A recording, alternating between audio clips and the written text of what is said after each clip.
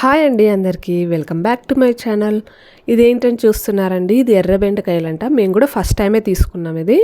ఇది మామూలుగా మన గ్రీన్ బెండకాయల కన్నా ఇది చాలా మంచిదట. ఇది మన బ్యాడ్ కొలెస్ట్రాల్ని తగ్గిస్తుందట, అలాగే బీపీ కూడా కంట్రోల్ చేస్తుందంట. ఇంకా చాలా ఉన్నాయి దీంతో బెనిఫిట్స్. ఒకసారి మీరు గూగుల్లోకి వెళ్ళి సెర్చ్ చేస్తే తెలుస్తుంది.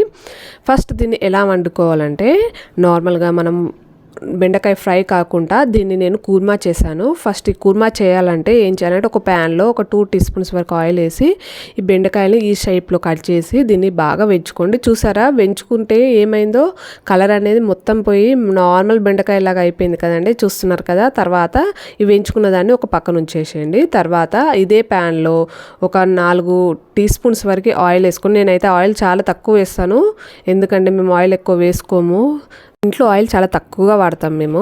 తర్వాత ఆయిల్ వేసుకున్నాక దాంట్లో సేమ్ నార్మల్గా బెండకాయ కర్రీ ఎలా వండుకుంటారో అలానే వండుకోవాలి. దాంట్లో కాస్త బగారాకులు, లవంగాలు, ఆవాలు, జీలకర్ర, కరివేపాకు, ఈ ఆనియన్ కాస్త ఎర్రగా అయ్యేంత వరకు వేయించుకున్నాక దాంట్లో 1 టీ స్పూన్ వరకు అల్లం పేస్ట్, అలాగే 1 టీ స్పూన్ వరకు పసుపు వేసుకొని వాసన పోయేంత వరకు వేయించుకోండి. ఈ ప్రాసెస్ అంతా మీకు తెలిసిందే. కానీ తర్వాత దీంట్లో మనము ఒక టమాటా అయితే వేసుకోవాలండి. టమాటా వేసుకొని టమాటా కాస్త మెత్తగా అయ్యేంత వరకు ఉంచుకున్నాక దాంట్లో 1 టీ స్పూన్ వరకు కారము, మీకు రుచికి సరిపడి మీరు ఎంత కారం తింటే అంత కారము. తర్వాత ఒక 1/2 టీ స్పూన్ వరకు జీలకర్ర పొడి, 1/2 టీ స్పూన్ వరకు గరం మసాలా, తర్వాత ఒక 2 టీ స్పూన్స్ వరకు పెరుగు. ఇదంతా వేసుకొని బాగా కలుపుకోవాలి. పెరుగు అనేది కొంచెం ఫ్లేమ్ అనేది ఆఫ్ చేసుకొని బాగా కలుపుకున్నాక ఫ్లేమ్ అనేది ఆన్ చేసుకోండి. చూడు ఇలా అయిపోతుంది. తర్వాత దీంట్లో మీరు సాల్ట్ వేసుకోండి. నేను సాల్ట్ ఫస్ట్ వేసుకోలే కాబట్టి ఇప్పుడు వేసుకున్నాను. ఎప్పుడైనా వేసుకోవచ్చు సాల్ట్ అనేది.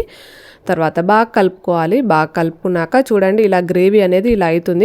మీకు చిక్కటి గ్రేవీ అనేది కావాలంటే దీంట్లో ఎక్స్ట్రా ఇంకొకటి యాడ్ చేసుకోవాలి, అది తర్వాత చెప్తాను. ఫస్ట్ మనం వెంచి పక్కన ఉంచుకున్న బెండకాయలు ఉన్నాయి కదా, దాంట్లో వేసుకొని బాగా కలుపుకోవాలి. తర్వాత ఇప్పుడు గ్రేవీ రావాలంటే 2 టీ స్పూన్స్ వరకు శనగపిండి వేసుకొని వాటర్లో కలుపుకొని దాంట్లో వేసుకోండి. వేసుకున్నాక ఈ బెండకాయలు అనేది బాగా మనకు ఆ పులుసు అనేది బెండకాయలోకి బాగా ఇంకి బెండకాయలు అనేది బాగా ఉడకాలి. తర్వాత ఉడికినాక ఒక 5 మినిట్స్ అలా మూత పెట్టి ఉంచుకోండి. బెండకాయలు అనేది చాలా ఆల్రెడీ వేయించుకున్నాం కాబట్టి తొందరనే మెత్తగా అయిపోతాయి. తర్వాత దాంట్లో కాస్త ధనియాల పొడి, కొత్తిమీరాకు వేసుకొని బాగా కలుపుకొని గ్రేవీ అనేది చిక్కయ్యేంత వరకు ఉంచుకున్నాక ఫ్లేమ్ ఆఫ్ చేసుకుంటే అంతే అండి, రెడీ అయిపోయింది ఈ కూర్మా అనేది. ఈ బెండకాయ కర్రీ అనేది సేమ్ నార్మల్ బెండకాయ కర్రీ లానే ఉంది. మీరు కూడా ఒకసారి ట్రై చేయండి కొనుక్కున్నప్పుడు. ట్రై చేశాక ఎలా వచ్చిందో నాకు కామెంట్ చేయండి. Thank you.